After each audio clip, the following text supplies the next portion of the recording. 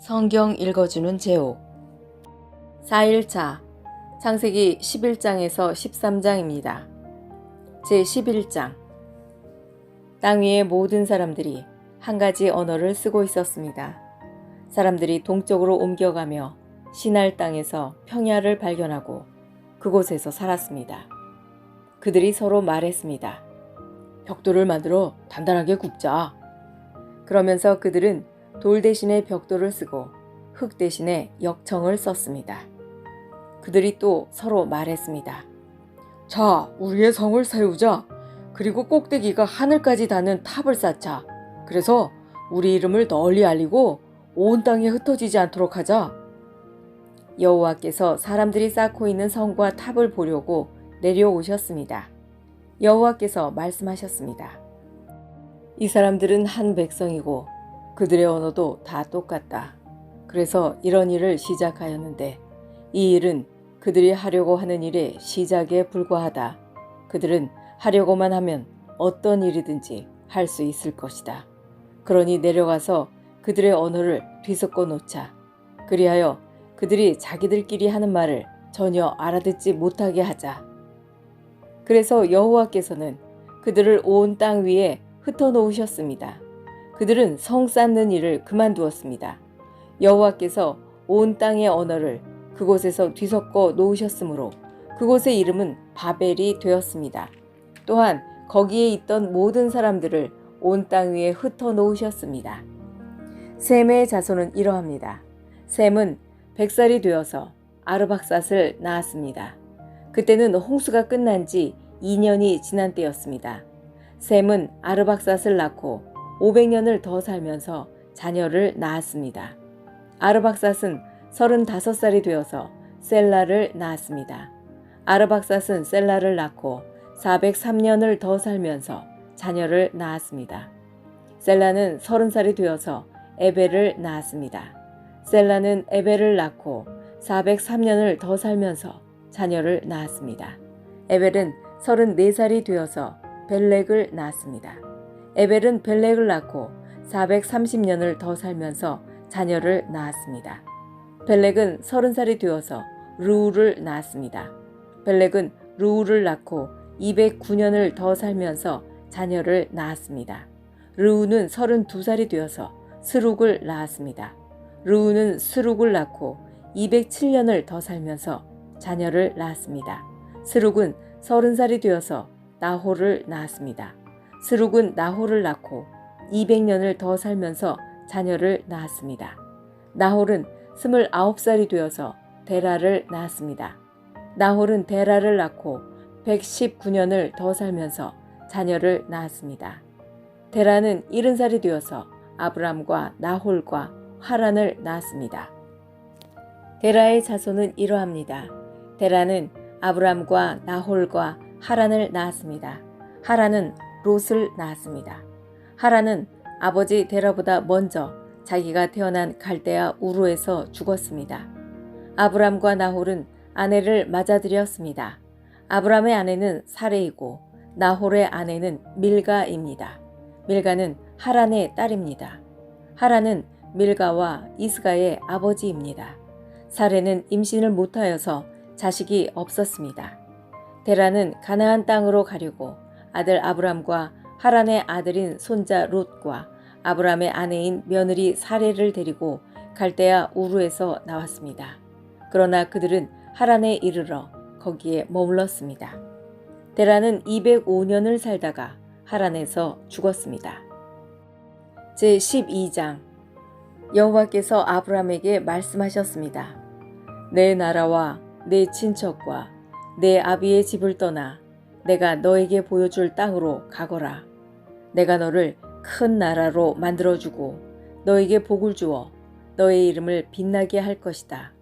너는 다른 사람들에게 복이 될 것이다. 너에게 복을 주는 사람에게 내가 복을 주고 너를 저주하는 사람을 내가 저주하겠다. 땅 위의 모든 백성이 너를 통해 복을 받을 것이다. 아브람은 여호와께서 말씀하신 대로 하란을 떠났습니다. 롯도 아브람과 함께 떠났습니다. 그때 아브람의 나이는 75살이었습니다. 아브람은 아내 사레와 조카 롯과 그들이 모은 모든 재산을 가지고 갔습니다. 그들은 또 하란에서 얻은 종들도 모두 데리고 갔습니다. 가나안 땅으로 가기 위해 하란을 떠난 그들은 마침내 가나안 땅에 들어갔습니다. 아브람은 그 땅을 지나서 세겜 땅 모레에 큰 나무가 있는 곳까지 갔습니다. 그때의 그 땅에는 가나안 사람들이 살고 있었습니다. 여호와께서 아브람에게 나타나 말씀하셨습니다. 내가 이 땅을 내 자손에게 줄 것이다.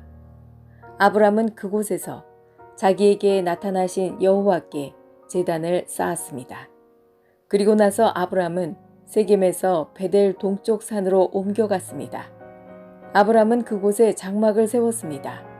서쪽은 베델이었고 동쪽은 아이였습니다. 아브람은 그곳에서도 여호와께 제단을 쌓고 예배를 드렸습니다. 그런 다음에 아브람은 계속해서 가나안 남쪽 네게부 지방으로 내려갔습니다. 그때의 가나안 땅에 가뭄이 들었습니다. 가뭄이 너무 심해서 아브람은 이집트로 내려가 살았습니다. 이집트에 이르기 바로 전에 아브람이 아내 사레에게 말했습니다. 당신은 매우 아름다운 여자요. 이집트 사람들이 당신을 보면 이 여자는 저 사람의 아내다 라고 말하며 나를 죽이고 당신은 살려줄 것이오. 그러니 당신은 그들에게 내 누이라고 말하시오. 그러면 나에게 나쁜 일이 일어나지 않고 당신 덕분에 나도 살 수 있게 될 것이오. 아브람이 이집트로 내려갔습니다. 이집트 사람들이 보기에 사레는 매우 아름다웠습니다. 파라오의 신하들도 사레를 보고 파라오에게 사레를 자랑했습니다. 사레는 왕의 궁전으로 불려갔습니다. 사레 때문에 파라오는 아브람에게 잘해 주었습니다.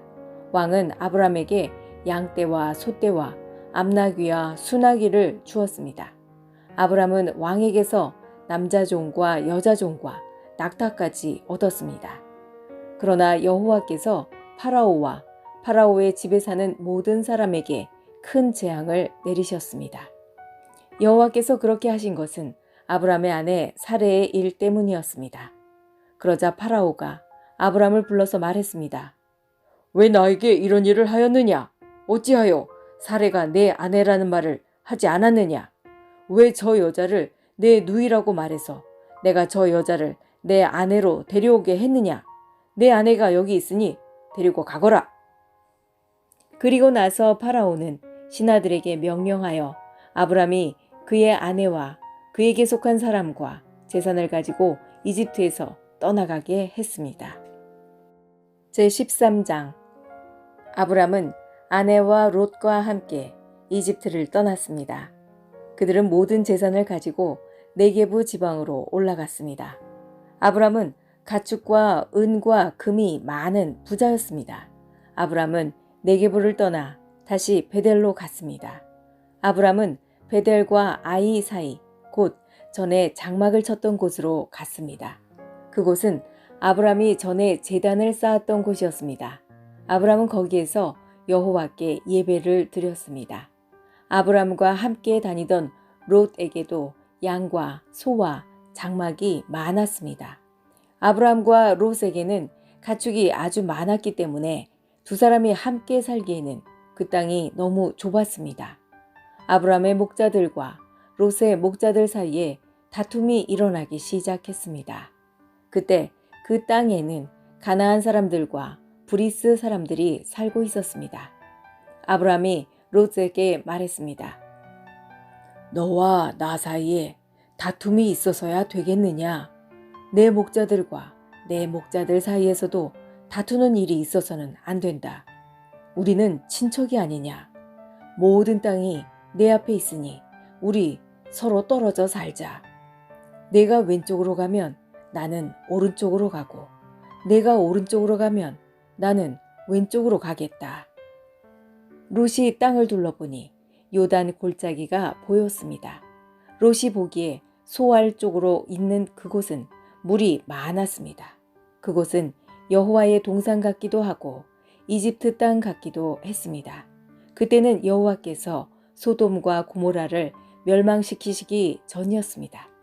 그래서 롯은 요단 평원에서 살기로 하고 동쪽으로 옮겨갔습니다. 이렇게 해서 아브람과 롯은 서로 떨어져서 살게 되었습니다. 아브람은 가나안 땅에서 살았습니다. 그러나 롯은 요단 평원의 성들 가운데 살다가 소돔에서 가까운 곳으로 옮겨갔습니다. 그때 소돔 사람들은 매우 악했습니다. 그들은 항상 여호와께 죄를 짓고 살았습니다. 롯이 아브람을 떠난 뒤에 여호와께서 아브람에게 말씀하셨습니다. 내 주변을 둘러보아라. 내가 서 있는 곳에서 동서남북을 다 둘러보아라. 내 눈에 보이는 이 모든 땅을 내가 영원히 너와 네 자손에게 줄 것이다.